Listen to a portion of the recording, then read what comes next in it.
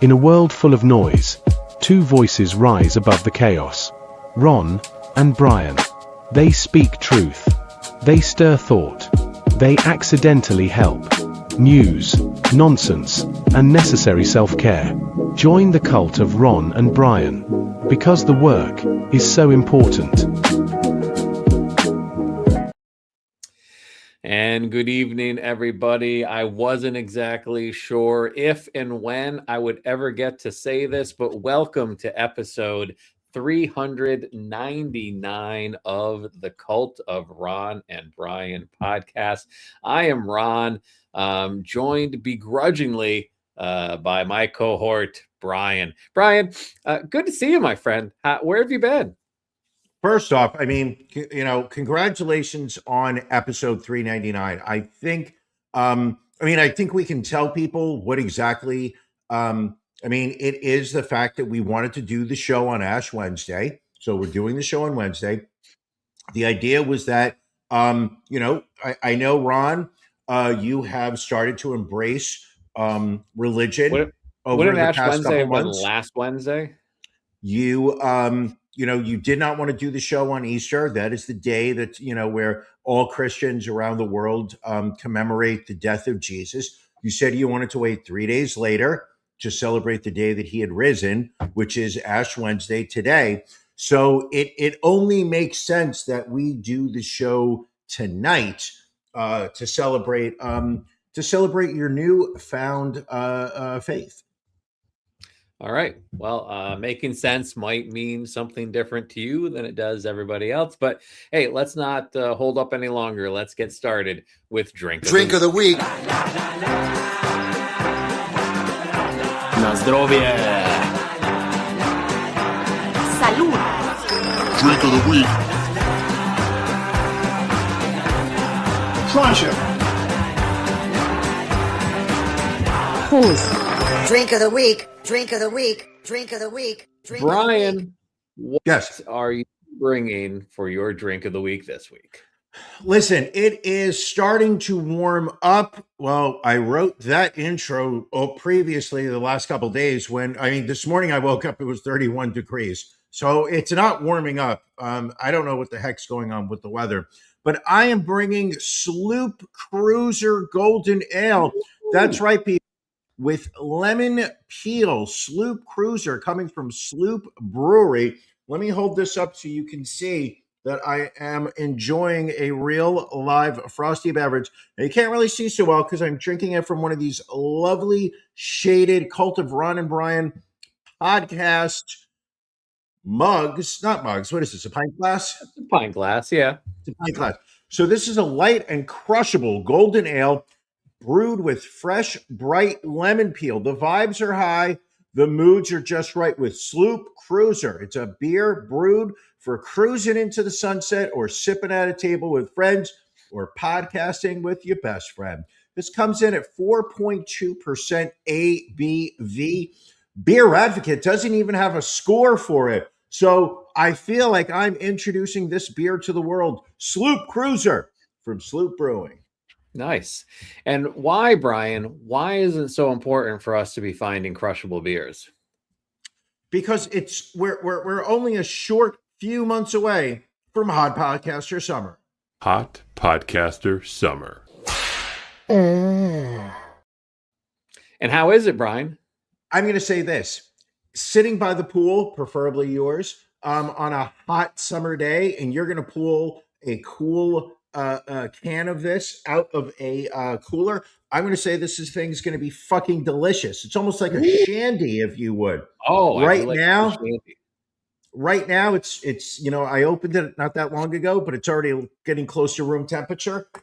Not as amazing, but I'm going to say this: if this were ice cold, I would be a huge fan of Sloop Cruiser. Nice, Ron. Yes, Ron. Yes, my friend. Ron. How can I help you? What are you drinking? So in my continuing goal of trying to let people know that there are good things about New Jersey, despite you having moved there, I go to yet another New Jersey brewery. I go to Ship Bottom Brewery, where I picked up a huge can. This is a 19.2 ounce can of their Watermelon Sunset Hazy Fruity Double IPA. It's clocking in at 9% alcohol, Brian. So you know it's going to be a good night. It's brewed with Citra, Huel melon, and El Dorado hops and watermelon flavoring to provide you with a tropical sunset experience. Take a look at that body there. Clearly very hazy, very IPA-y, very double. Smells tremendous. First off, I mean, you get that fruity sensation. Oh, right off the bat, I'm excited to try this. Take a deep sip, take a gulp if you have to, but let us know, what are your thoughts? So I will say this. This is A, delicious. B, actually tastes like the flavor that it's supposed to taste like. You automatically get that watermelon taste right off the bat. Right. Not very hoppy, not very piney like you get with a lot of IPAs. Great flavor. Even as a high alcohol beer, I'm not getting a lot of alcohol aftertaste. So very good stuff. Let's hope you do get the high alcohol, because we want to make sure that you're raring to go for After Dark tonight. That's right. We want Sloppy Ron for After Dark. Look at this. Look at this. I'm supporting a New York brewery. Wally over here says that Sloop is in the Hudson Valley, and he's actually visited, so we know that it's true. It's there. He also says, there you go. Nothing. It's number one and nothing compares. Go figure. All right. Ron, where are we going right now? Where are we going with this? Well, we go the only place we normally go right now. It's Beef of the Week.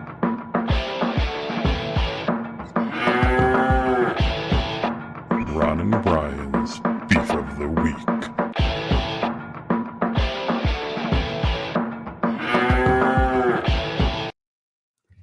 Brian, what's bothering you this week? It's products that do not want to allow you to repair them when they break. Last week, listen, people, you know I take my coffee seriously. Last week, my coffee pot decided to shit the bed. Shit the bed. Now you're going to sit there and be like, well, no. I've shit the bed. The question, I mean, like, that's literal. I've done that. I'm talking about a metaphor, per se. My coffee pot suddenly started leaking water out of the bottom of the coffee pot. So you know me, I like to make a full pot of coffee on a Saturday, Sunday morning. Filled it up to 12 cups, put in the grinds. Next thing I know, I hear I'm like, that's not a noise that it normally makes. So I walk over to it. There's just a fucking puddle on the floor. And the thing is just like, you could just see the water on the counter coming over the edge and just cascading down. So immediately I realized we've got a problem. And this is the part that really pisses me off, because things break. I get that. Sure. Things always break. Is that when I waited for the machine to dry off, obviously, I'm not looking to get electrocuted. I turn it upside down to try to open up the bottom to see where, if I can identify where this leak is coming from. The screws that they used, I believe, are proprietary to the Czech Republic, because there's not a bit known to mankind or sold at Home Depot that would be able to open up these screws. This is not a Phillips or a flathead. This is some type of, it's not even octagonal. It's some kind of circular nonsense that, like, maybe it wasn't like I don't know screw. No, this is not any type of shape that I've ever seen before. Ask the lady to look at it, because let's face it, in this household, we know the handy one and the non-handy one. True. She looked at it and she goes, I've never seen that one before.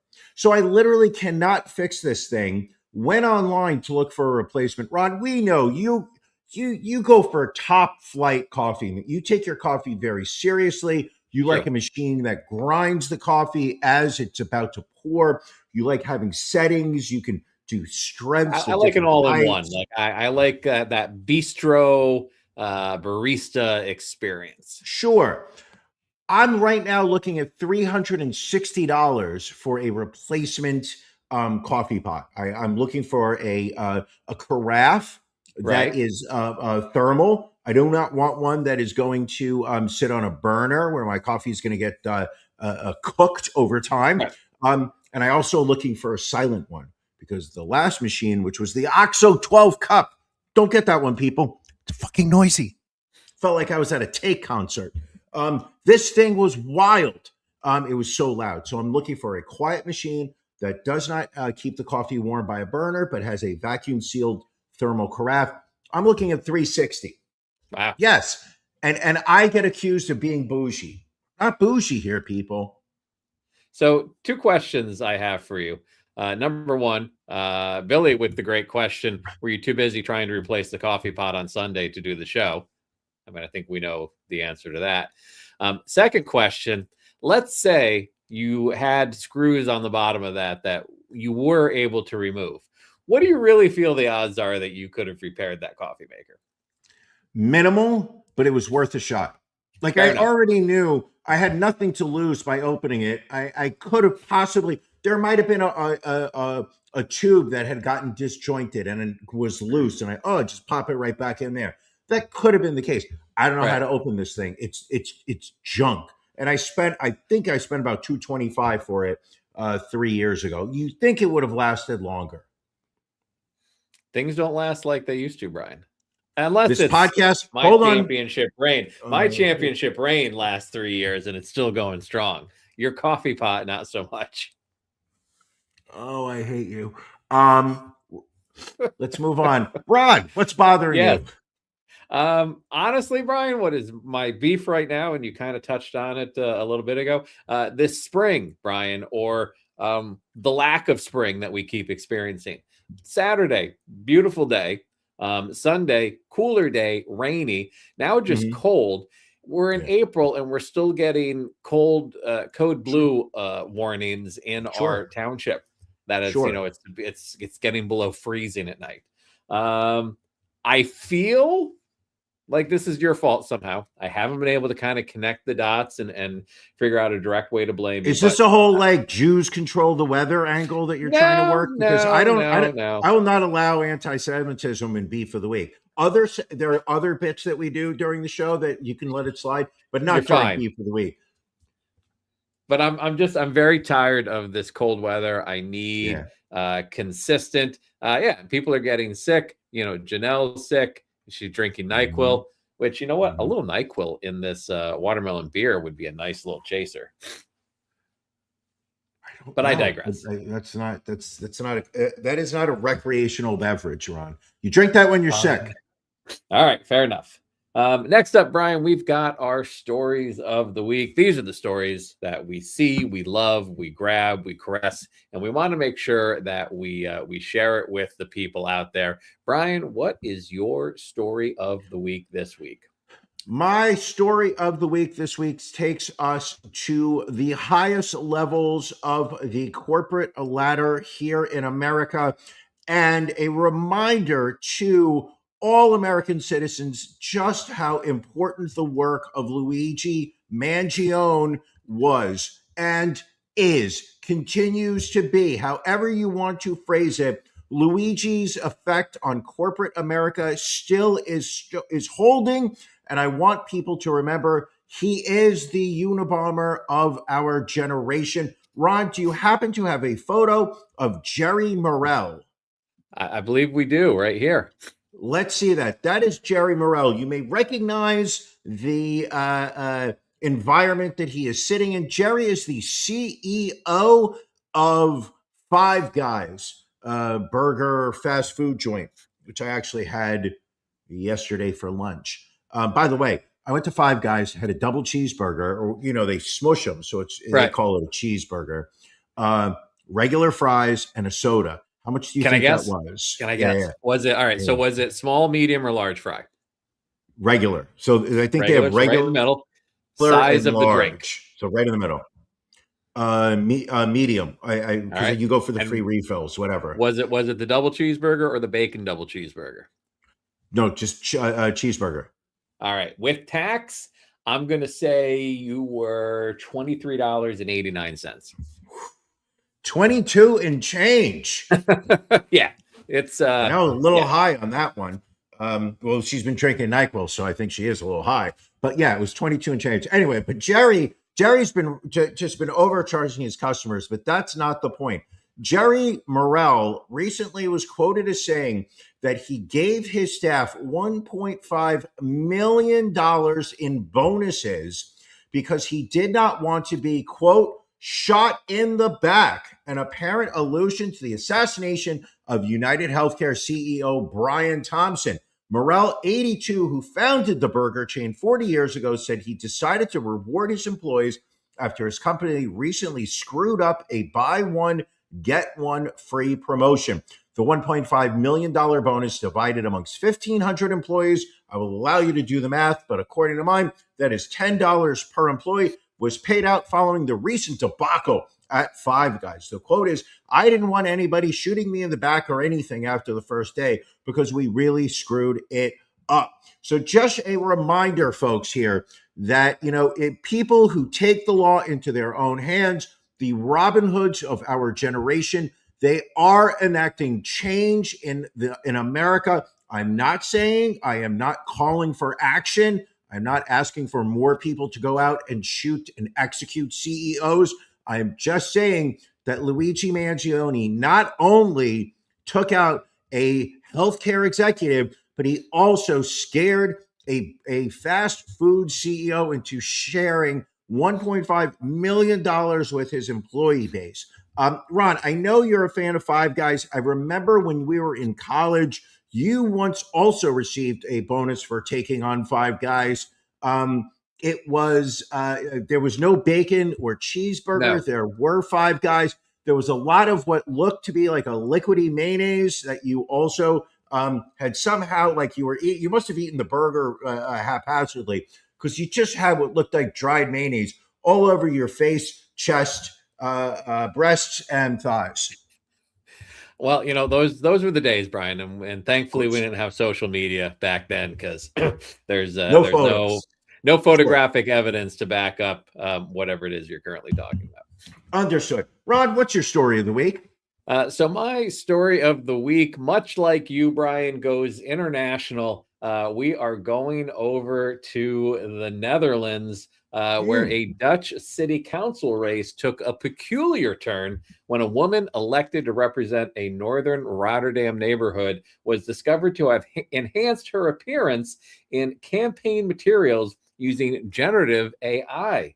A woman by the name of Patricia Rijkman, age 59, won a district council seat in one of the Netherlands' most populous cities on Wednesday, March 18th.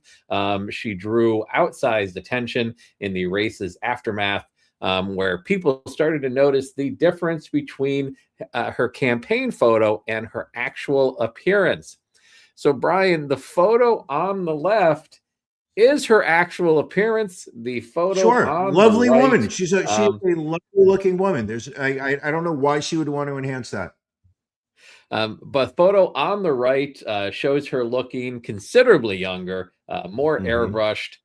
Glossy blonde waves perfectly frame her face, and her blue eyes, now darkened, smolder at the camera, Brian. Voters in the district, feeling they had been deceived, accused Rijkman of generating the image using artificial intelligence.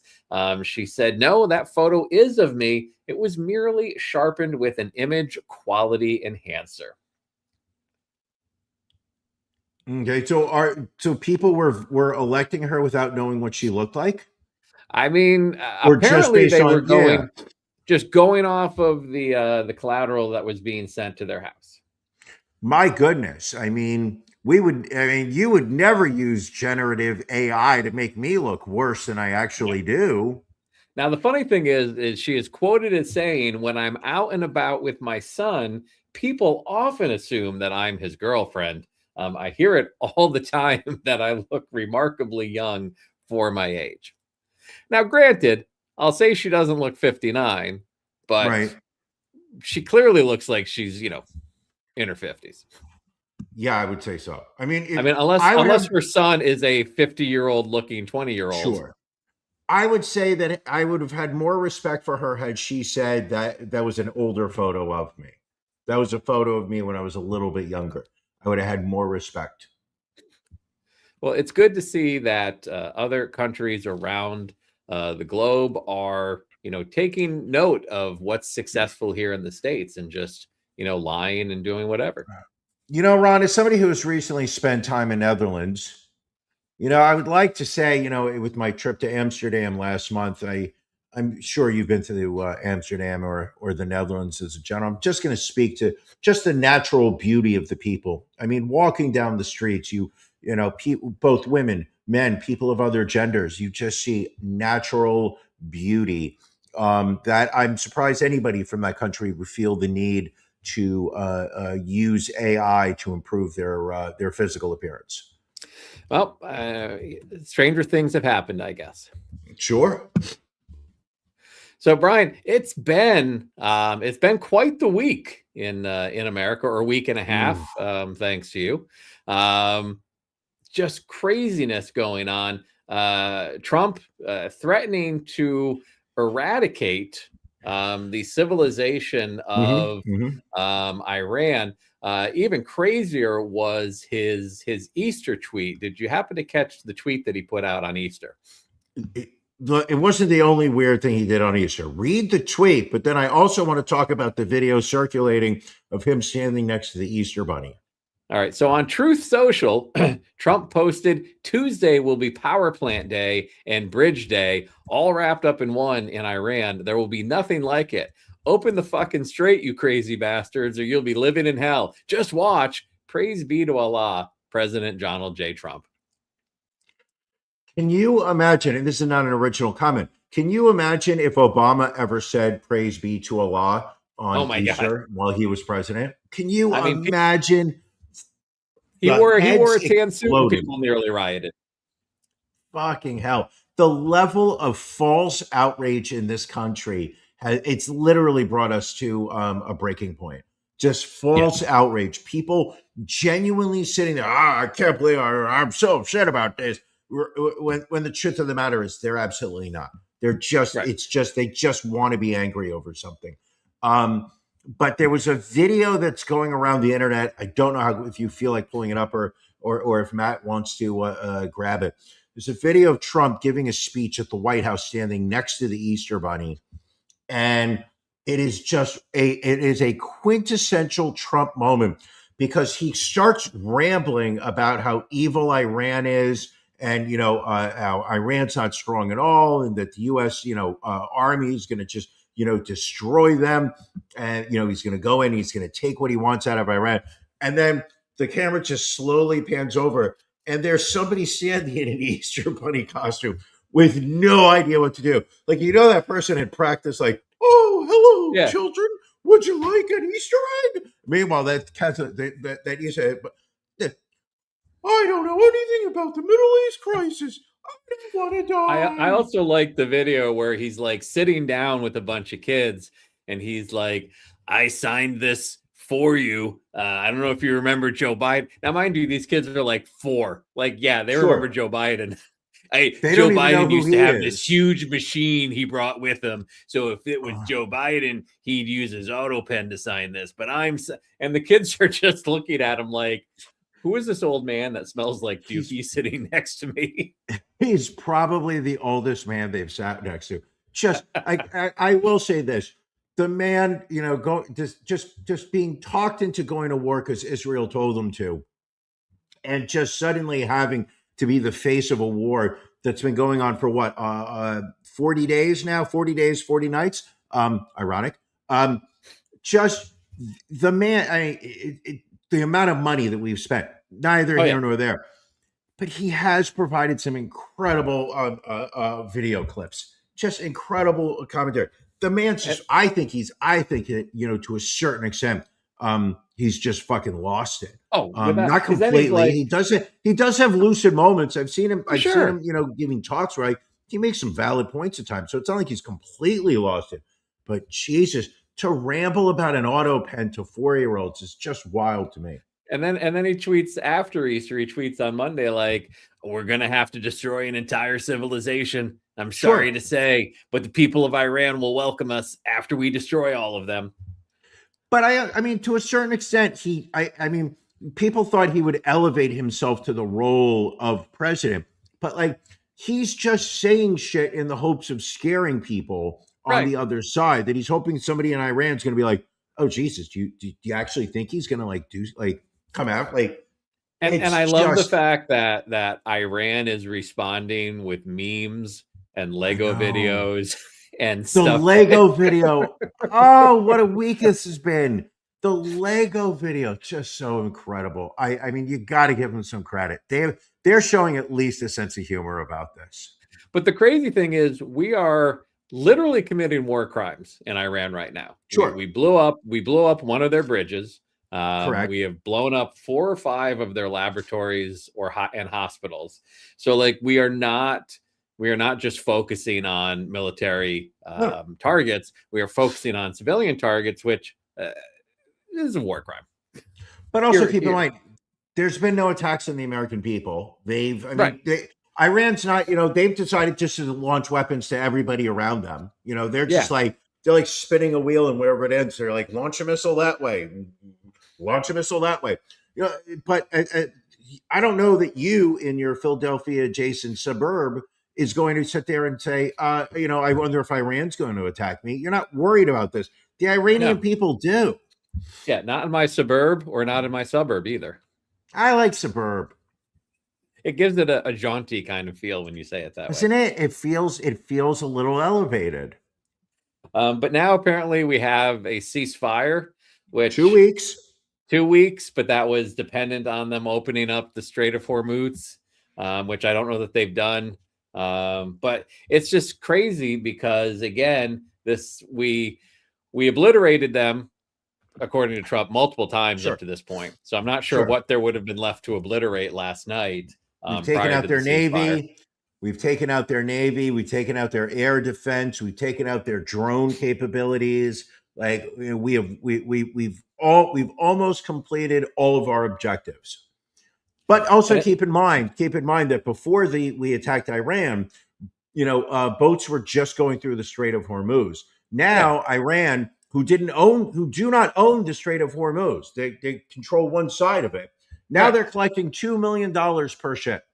So what did we accomplish, people, in the past 40 days? Because now Iran's bringing in $2 million a boat. We gave them a cash infusion. Yeah. And also the price of gasoline has practically doubled. So now all the money and reserves they're sitting on has now become incredibly valuable. Yeah, I think the highest price I saw near here is $4.29 a gallon, and that was a couple days ago. Can I just say another thing? Of course. I'm tired of defending the fact that I don't own a car. The number of people in the past 2 weeks that I have had a conversation with about why I don't own a car, and it's very easy to sit there and say, oh, you live in New York City, a car, you don't need one, whatnot. But it's like oh my God, Janelle paid $30 for a gallon of gas. Jesus. Wow. But just the philosophical issue with spending so much of your money to send to the Middle East and to send to Exxon and Mobil and Sunoco and BP. Good. And Valero. Oh yeah, Exxon. Hess, maybe is Hess. How did I get Valero before I got to Exxon? I'm not quite sure.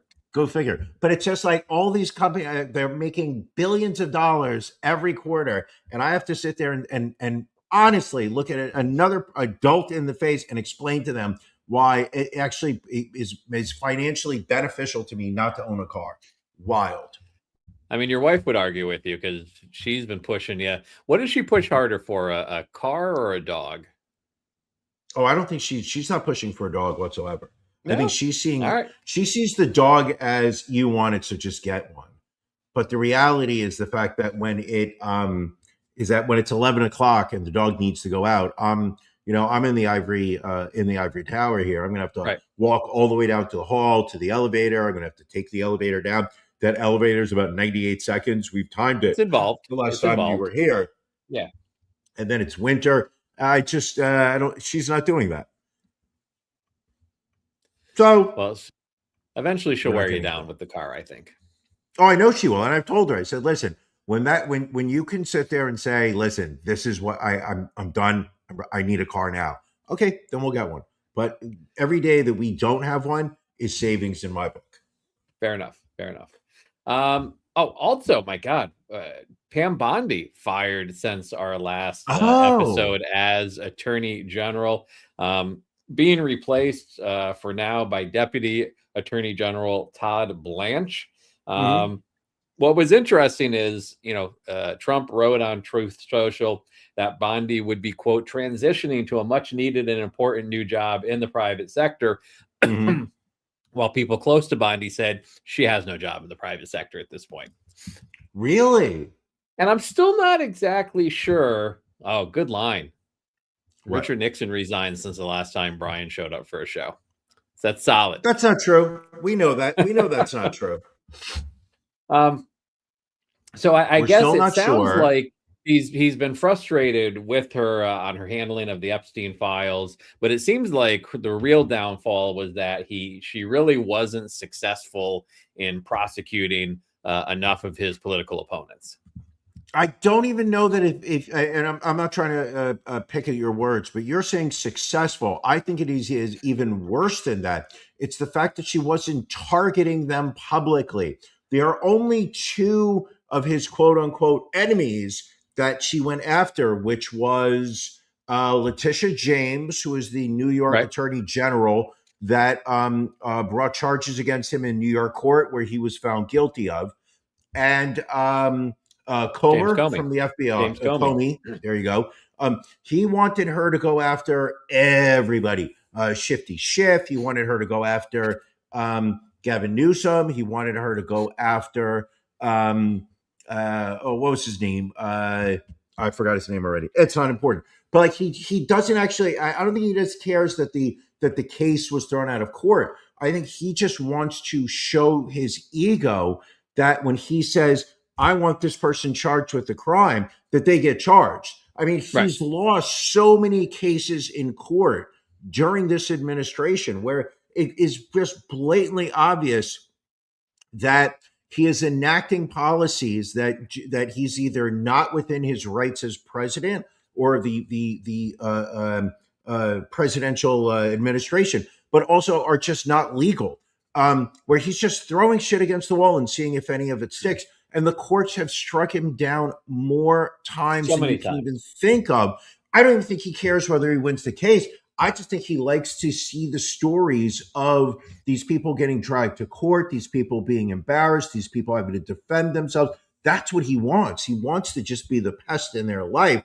And maybe a charge sticks. That would be great for him. But he's just not seeing the result. That seemed to be, and also, let's face it, she had that disastrous testimony in front of Congress about the Epstein file, where she thought the Dow is over 50,000. Why are we talking about that? Like, it was just cringe, just cringe.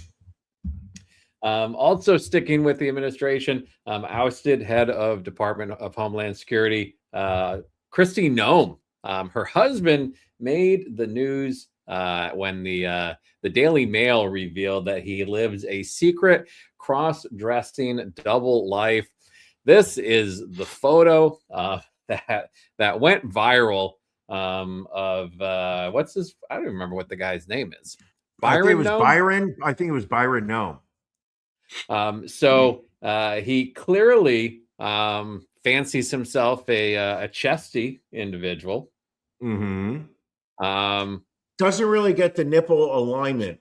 Like one's a little always. In every photo I've seen of him, one nipple's always out and facing a different direction, like those early Playboys I used to look at. And again, we would like to emphasize that we don't kink shame here. Not at all. He should be. Not at all. He should be free to experiment with whatever lifestyle he wants to.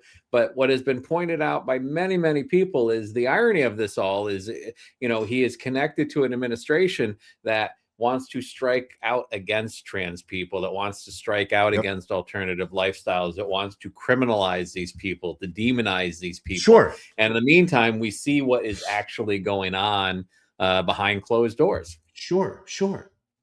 And yeah, I mean, it is the degree to which this administration has taken so many actions to try to bring us back to the 1950s in terms of gender roles within this country and gender rights per se. When his wife goes out to bang Corey Lewandowski, allegedly, this guy's putting in fake tits in his chest, taking photos, and there's also allegations that he was spending tens of thousands of dollars.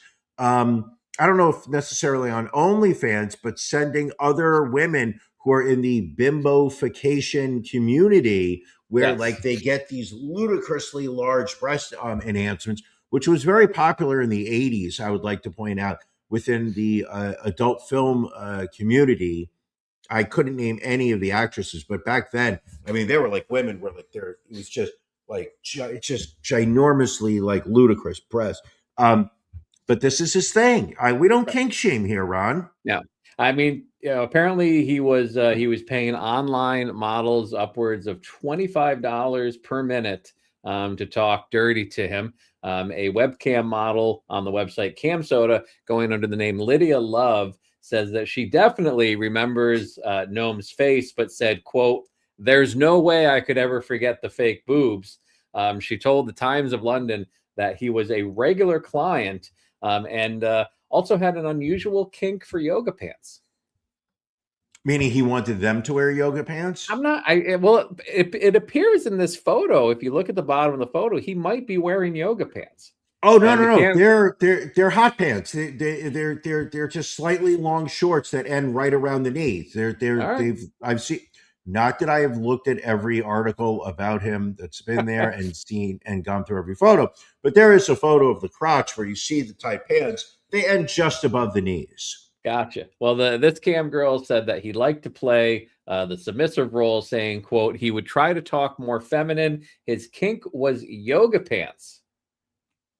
He wanted to be the star of the show and really show off. Okay. Listen, if somebody paid me $25 a minute, I would sit there and talk to them about anything. Ron, you don't even pay me $25 a minute. Very true. Specifically, he liked to wear yoga pants and a tight shirt, and as Love ordered him to bend over, spank himself, and flaunt what she called the largest prosthetic breast she's ever seen. So you think this is like a chest piece that he has purchased? Because originally people were saying it looks like balloons. I mean, it could be. I mean, clearly you haven't examined these photos closely enough, because you should be able to tell this out by now.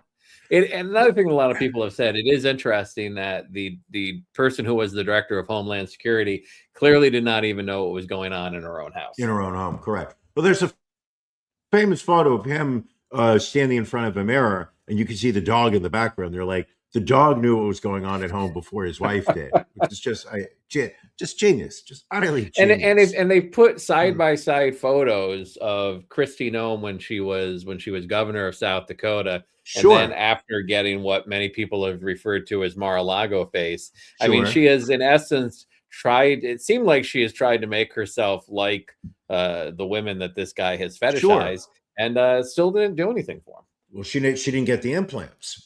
She didn't get those insane, H cup implants. Do you think a Homeland Security individual could be taken seriously with large bazookas like that, let's say? No, I don't believe so. Let me rephrase it. I think they're just so distracting. I mean, wasn't there a teacher? I thought it was a teacher in Canada that was showed up to work one day, announced they were trans, and had just ludicrously large breasts. Yes, that were fake. We did cover that story a while back. I remember that story. It's just wild. Also, this past week, Brian, we have returned to the moon. Artemis II successfully launched, circled the moon, have been the furthest away from the planet than any group of humans have ever been. And I think they return in the next couple of days, I believe. Ron, you don't actually believe that we sent people to the moon, do you? Oh, I what are you mean, trying to say, Brian? come on, Ryan, you don't believe the official story. Are you saying that just, it's a lie? you believe?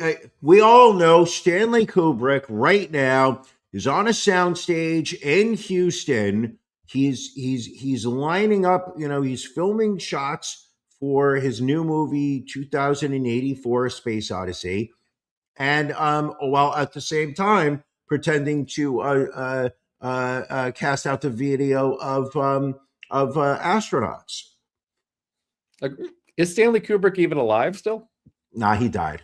He died. Allegedly. Maybe But they everyone faked his death so he could fake these moon videos now. The number of people that said that The Shining is about Kubrick faking the moon landing just is mind-boggling to me. Mind-boggling. What do we have next here? Oh, Brian, have you seen the video of the school bus full of children in Florida almost getting taken out by a train? No. Tell me we have the video of that. So let me play this video. So apparently this bus driver tries to get across a train tracks. A car in front of him slows down, and it becomes a very close miss here. And it actually did scrape slightly the back of the bus. So there's 29 children on that. Oh, Correct. My God, that is so close. And so and there's actually I can't find the video now, but like there is actually video that one of the kids on the bus shot from the back of the bus as they are sitting there expecting that they are going to be like just decimated. Sure. And I mean, literally just inches from disaster.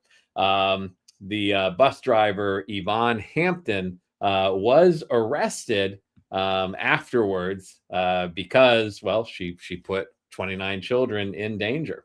Yeah. Holy cow. That is nuts. And it's a pretty general rule. I mean, it's a rule in general that you should never stop on train tracks, but it is literally a law for school buses to not stop on train tracks. So So after reviewing video and audio from the incident, the responding police officer said he heard the bus driver say that she is, quote, not going to stop for no train. She proceeded over the tracks after the railroad crossing warning lights activated, bells sounded, and arms lowered. That is somebody who should just not be in the job that they're in. I mean, well, I believe she has since been fired. She is now out on bond, but she is facing 29 charges of child endangerment, amongst other laws that she broke, as far as, driving around the warning signs and everything else. But how horrific was that almost? Almost, but there's so much horror going on in the real world that's actual horror. I think we could just wrap this up as a feel good, near miss. Okay. I guess, is it a feel good that the Gilgo Beach murderer pled guilty to 8 of the murders today? I thought 7. Yeah, he pled guilty to 7 or 8. At that point, you're doing life. Like you're right. I mean, New York does not have the death penalty. I'm trying to figure out, maybe it's been said, maybe you have a better understanding. So this guy gets arrested, maybe 3 years ago, possibly a little bit longer. He is an architect working in New York City, living in Long Island, physically a very large man, not obese, just physically a large man. An imposing gets man. arrested. Yeah, gets arrested for a series of bodies that were discovered in various parks out on Long Island, starting in the mid 1990s, going all through the 2000s. in what was traditionally in a New York cold case that everybody talked about, like, oh, there's somebody out in Long Island killing prostitutes, and they were all sex workers for the most part. That, we talked about it. There was, the news would do a story. They would always, every couple of years or so, there'd be a jogger who would, discover a bone. It'd be like a thigh bone, maybe a humerus bone. That's not funny. But everybody was like, oh yeah, the Gilgo Beach Killer. They finally, out of nowhere, arrest this guy. I do not remember how they got him. Probably, I think DNA, but I can't remember what. I think it was. Yeah, I think they found DNA on one of the ropes, and they managed to tie it to one of his relatives that had submitted a DNA sample to 23andMe. So this is another 23andMe. Jesus, people, stop giving your DNA to 23andMe. Oh, hold on, Pizza Box DNA. That was your nickname in college, if I remember. I was gonna say he jizzed on his Dominoes, and it's not like that's nasty. Anyway, listen, we don't kink shame here. We don't kink shame here. As long as he's not a member of the bimbo community. But what I don't understand is, why is he pleading guilty? Like, well, he knows he's going to go to prison for the.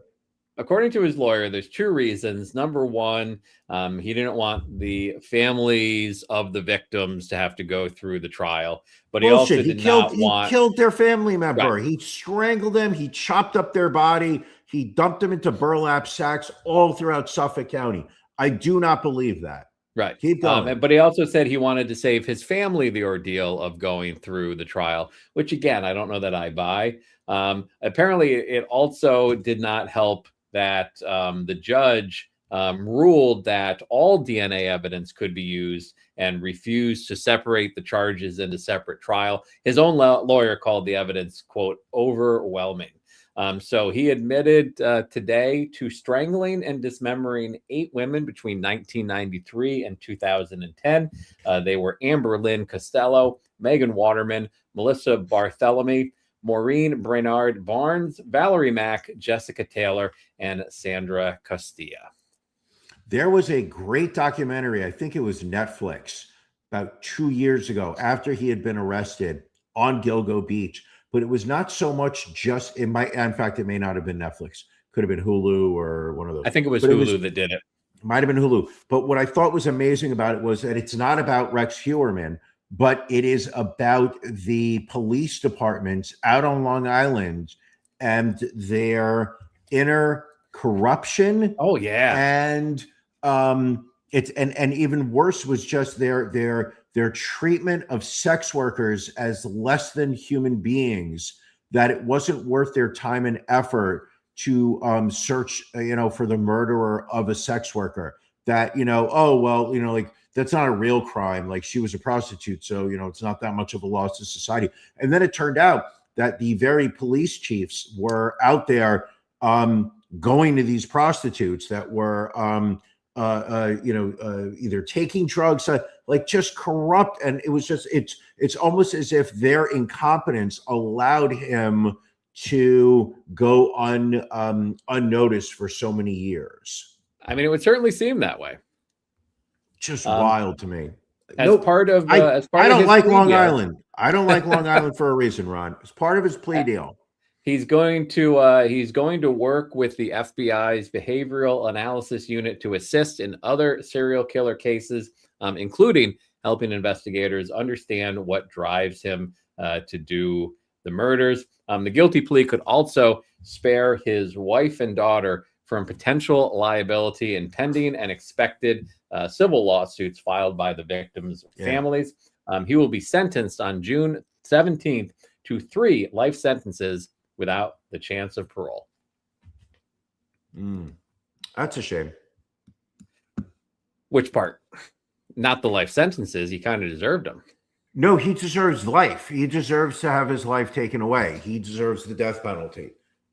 This isn't an eye for an eye nonsense. This is something he deserves. Next up, we're going over to the UK, where a UK court recently ruled that identical twins who had sex with the same woman within 4 days of each other can't know for sure who fathered her child. Only one of the brothers can be listed on the birth certificate for the child, but right now it is not possible to confirm who the biological parents are.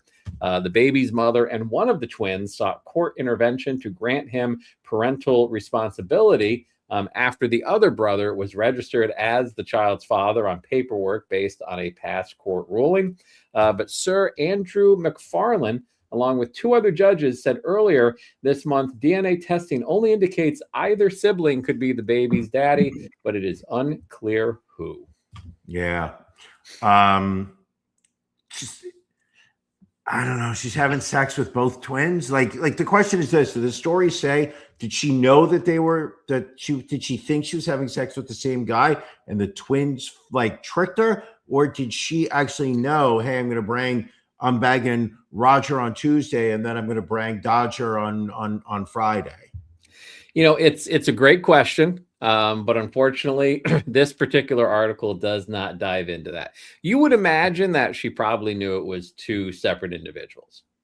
Because of the different positions? I think one had Peronis and the other did not. Is it a good thing that whenever I watch something on Hulu, the ads, because I don't have the ad list version of Hulu. Sure. Whenever I watch them on Hulu, the number of ads for Peyronie's disease is disproportionate to the likelihood of me having that disease. Like, I'm not exaggerating. Like 1 out of 4 ads is just like, hello there, Mr. Bent Carrot. Do you want help for your Peyronie's disease? Well, take this medication. I'm like, oh no. By the way, I'm not trying to change the subject, but are you completely caught up with DTF St. Louis? Yes. After yesterday, we have completely caught up with the latest episode. I'm 1 episode behind you. I will have to catch up. But because that guy's got a bent carrot, and it came up in conversation about it in the show, because he said there's certain he's not allowed to take dick pills because the medicine he's taking for his Peyronie's disease, which is the bent carrot, the curvature of the penis, yes, to straighten it out somehow would give him a heart attack. Right. And I don't understand what the bent carrot medicine does to your heart. Well, I think he's taking pills for a heart condition, and apparently the medicine he would take to get an erection, which would be, I believe, the major ingredient in Viagra, could potentially counteract with that other. So drug. It's got nothing to do with the curved penis. But what's funny is we still have no idea how he got the curved penis. We know it was an accident of some sort, and they've started the story multiple times throughout the series, and it gets crazier each time. Like, we've learned the build up to it. Mm-hmm. Mm-hmm. I fear that the season will end, and we'll never know exactly why he ended up with the curved penis. And you want to know something? Isn't that a little bit nicer? Isn't it better that you just get teased in a while and they're like, you're never going to know why he's got the Peyronie's. Good point by Billy again. I had time to catch up on shows while someone else didn't show up to do the podcast. We were supposed to, just pulling back the curtain a little bit, we were supposed to do the show last night on Tuesday. I got called at the last minute to a work event, and we had to reschedule for the night. I'm telling you this, people, 53 minutes into the show, this has been magical. We could have had a shitty show had we done it yesterday. You cannot force genius. You can't put lightning in a bottle sometimes. Brian, a Philadelphia man is facing an attempted murder charge after authorities say he stabbed a gym employee multiple times at a Planet Fitness he had been banned from, leaving the victim fighting for his life.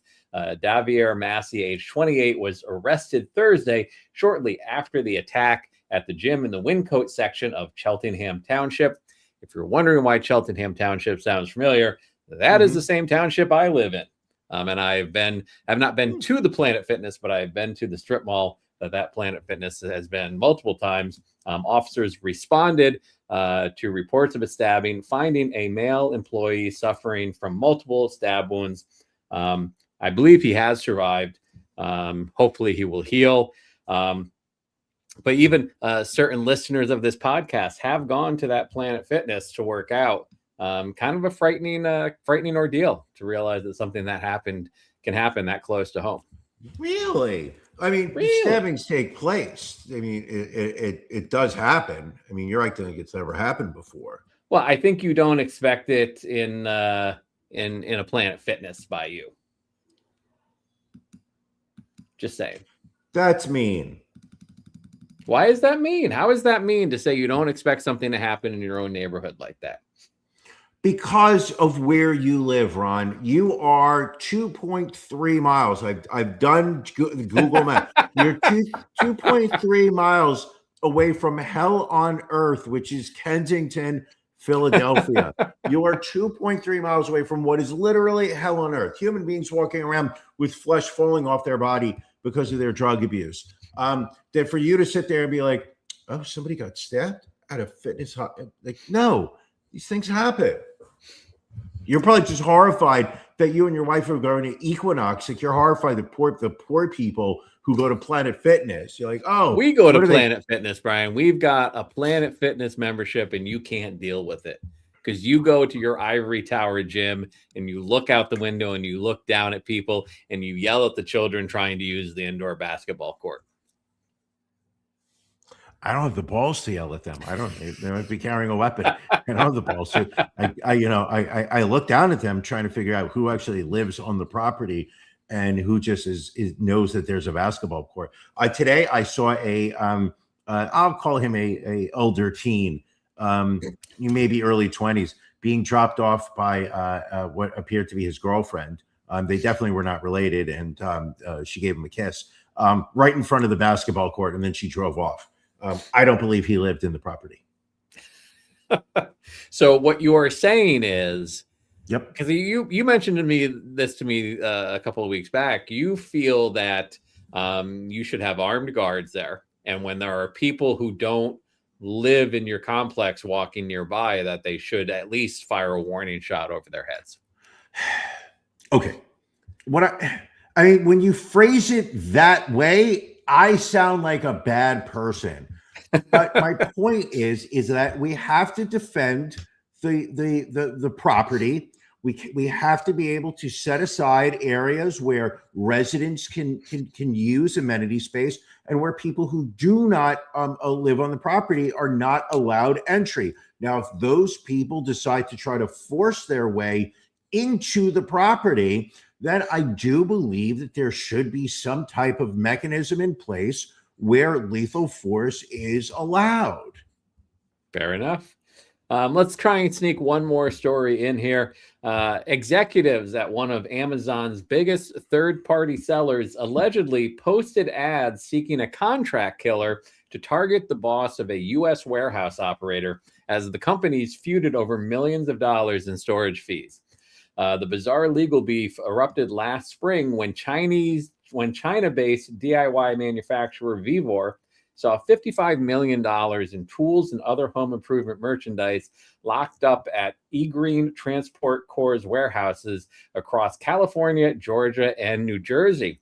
By the summer, the dispute over unpaid rent had escalated, with eGreen accusing Vivor of vandalizing its offices and an executive's Tesla, hiring goons who impersonated cops, and even making death threats against its owner, according to an October lawsuit in California that has since sparked a criminal probe in the U.S. and China. The conflict reached a boiling point ahead of the July 4th weekend when a Vivor executive allegedly entered one of eGreen's California warehouses and attempted to bribe an employee for private information about the owner of eGreen. According to an eGreen source with direct knowledge of the incident, the Vivor executive offered enough money for a down payment on a home. Days later, mysterious ads appeared on Facebook and other social media posting, quote, contract killing threats against eGreen's owner and his family. You know what? I think you should be able to hire contract killers on Meta. I'm just going to go out there and say it. So you would understand if I sat there and said, sent a contract killer to your gated community to claim the title belt back?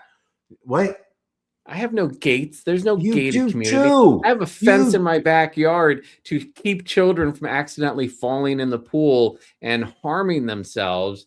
You put up fences to try and keep people out of the Ron, pool that live in your own complex. Oh my God, you liar! When my lady and I come to visit, we have to stop about a mile away from your house and wait while a security guard walks around our rental car to see if we have any bombs in there before raising the gate, and we can then enter your race. You call it your racially pure neighborhood. I mean, it's embarrassing the way you live. You're the one who requests a full body cavity search every time you come down here. Well, I mean, normally you have to pay for that. Well, before we wrap up, of course, we have to plug our Patreon. We'll be getting ready to do After Dark. I assume, hopefully, Brian can go 2 for 2 tonight and make the After Dark recording as well. This is something special for our Patreon subscribers. If you haven't subscribed yet, go to cultofronandbrian.com, click in the upper right-hand corner, and if you sign up with a $10 a month or higher subscription, you can join live After Dark at 9:30. The last Sunday of the month, we do our pajama party. We just did one last Sunday, not Easter, the week before. Brian, you were unsuccessful in defending your honor in Can You Beat Brian. Janelle knocked you off. Where did the $25 end up getting donated? I believe it was the Little Nicks Foundation, which helps children in, I want to say, Far Rockaway here in New York City. But it is the Little Nicks Foundation. Okay, well, good. I mean, listen, we try to win, but if we can't win, at least we know that money is going to a good place. Yeah. Yes. Oh, I forgot baseball season, Brian. How much have we been enjoying this first week of baseball season? Yankees hot out of the gate. There you go. 100%. Here we go. Little St. Nick's in East Rockaway, New York. I was very close.